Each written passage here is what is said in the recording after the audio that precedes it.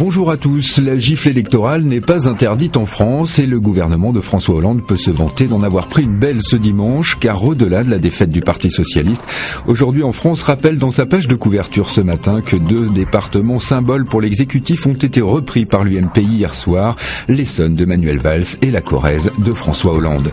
Le Parti socialiste en miettes, l'UMP en force, titre quant à lui Le Figaro ce matin, le journal qui reprend les propos du nouveau dirigeant de l'UMP, grand vainqueur hier soir.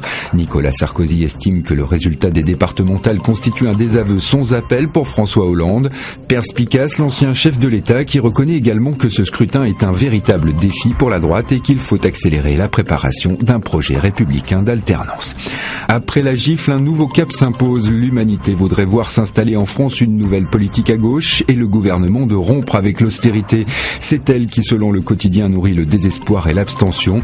Mais ses lecteurs risquent d'être fort déçus ce matin si l'on en croit Libération. Battu mais content, c'est le titre choc choisi par le quotidien qui rappelle que le gouvernement, malgré la défaite, ne compte pas remettre en cause sa politique. Le Premier ministre promet de garder le cap, ironise le journal, qui souligne cependant que le Front National reste sans département à l'issue du scrutin de ce dimanche, malgré une forte mobilisation de ses électeurs. Et justement, ces élections en appel d'autres, prévient La Croix ce matin, soulignant que les résultats du scrutin départemental d'hier soir dessinent les contours d'un paysage politique nouveau qui pourrait bien s'installer durablement dans notre pays.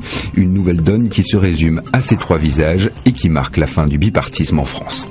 À découvrir également dans les Échos ce matin un article sur l'exceptionnelle réplique de la grotte de Chauvet baptisée Caverne du Pont d'Arc. Le quotidien rappelle que le fac-similé est la plus grande réplique de grotte au monde avec ses 8180 mètres carrés de décor reconstitués.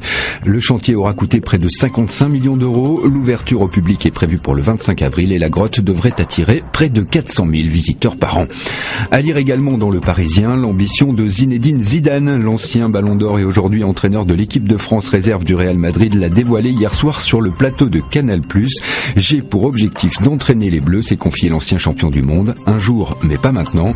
Et oui, car aujourd'hui, à la tête des Bleus, il y a un autre champion du monde, Didier Deschamps, qui ce matin doit être plutôt satisfait de l'analyse du quotidien sportif L'Équipe sur le match de l'équipe de France d'hier soir face au Danemark. C'était à Saint-Étienne, victoire 2-0.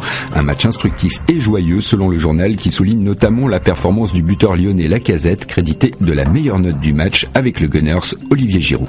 Bonne lecture et bonne journée à tous.